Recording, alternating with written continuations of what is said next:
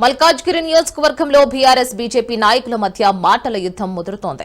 తాము చేసిన అభివృద్ధి పనులకు బీఆర్ఎస్ ఎమ్మెల్యే మర్రి రాజశేఖర్ రెడ్డి తన లెటర్ హెడ్ పై తాను ప్రతిపాదిస్తున్నట్లు చూపడం హాస్యాస్పదమని మల్కాజ్గిరి కార్పొరేటర్ శ్రవణ్ సామాజిక మాధ్యమంలో ఆరోపించగా, ఎమ్మెల్యే మర్రి రాజశేఖర్ రెడ్డి చేసిన అభివృద్ధి పనులకు కార్పొరేటర్ తాను చేస్తున్నట్లు తప్పుడు ప్రచారం చేస్తున్నారని బీఆర్ఎస్ మాజీ కార్పొరేటర్ జగదీష్ గౌడ్ మండిపడ్డారు.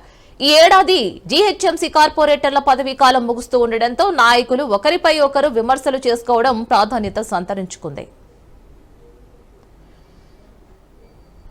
కపట నాయకుడు అయినటువంటి శ్రావణ్ ఎమ్మెల్యే గారి మీద అవాకులు చెవాకులు పేలడం జరిగింది. ముఖ్యంగా ఏంటంటే ఆయన ఇచ్చిన ప్రతిపాదనలే మళ్ళీ ఎమ్మెల్యే గారు నిన్న 5 తారీఖు నాడు ఇచ్చిరని ఇదే ఒక పేపర్ని తెప్పించుకొని చెప్పడం జరిగింది.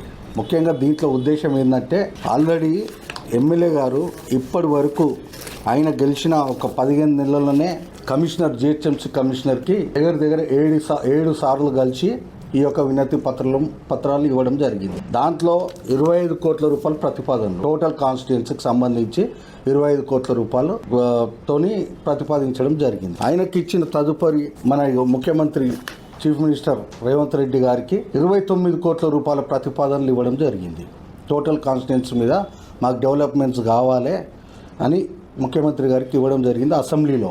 దాంట్లోనే మళ్ళీ కమిషనర్ గారు ఏం చెప్పాడంటే 25 కోట్లలో మొన్న 9 కోట్ల రూపాయలు మల్కేరి సర్కిల్కి, 13 కోట్ల రూపాయలు అల్వాల్ సర్కిల్కి ఇవ్వడం జరిగింది. అంటే 9, 13, 22 కోట్లు. మళ్ళీ ఏమైంది, దాంట్లో అవి ఇచ్చినాక కూడా మళ్ళీ కమిషనర్ గారిని కలిస్తే ప్రియారిటీ బేసిస్లో మీకేం కావాలో ఒక 10 కోట్ల రూపాయలు మళ్ళీ నేను శాంక్షన్స్ ఇస్తాను, మీరు ఇవ్వండి అని చెప్పడం జరిగింది.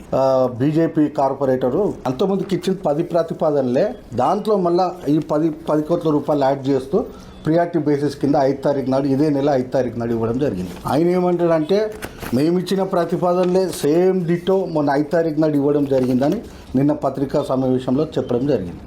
మరి ఇది ఎంతవరకు సమంజసం? ప్రజలను కూడా తప్పుదో పట్టిస్తూ ఇలా ఆఫీస్లో కూర్చొని ఏదో ఒక దాని మీద ఎమ్మెల్యే గారి మీద మాట్లాడడం జరుగుతుంది. లేకపోతే ఇది కూడా మేమే చేసాం చెప్పుకుంటారు. బొందలు పడ్డ విషయాన్ని కూడా అలాగే ఉంటుంది. అది కూడా మనమే చేసాం బేసికలీ. అది ఇప్పుడు చేస్తారు బేసికల్, అది కూడా వస్తుంది. పక్కన సర్దార్ పటేల్ స్టాచ్యూ కూడా పెట్టాం. సర్దార్ పటేల్ గారు స్టాచ్యూ పెట్టి మా పక్కన రైల్వే స్టేషన్ ప్రపోజల్ పెట్టాం బేసికలీ. ఆ పక్కన నాలా వర్క్స్ చేసాం బేసికలీ. అట్లా ముందుకు వచ్చుకుంటే బాలకృష్ణ నగర్ లో గోడ కట్టించాము, పెద్ద నాలా కట్టాము. ముందు చూసే టీడీఎస్ కోసము ఆ బాధితుల కోసం అక్కడ పోరాటం చేయడం జరిగింది. నాలా 15 కోట్లు పెట్టి నాలా చేస్తున్నాము అంటే దానికి ఎంత హార్డ్ వర్క్ చేయాల్సి వస్తుంది వాళ్ళ కంపెన్సేషన్ తో సహా.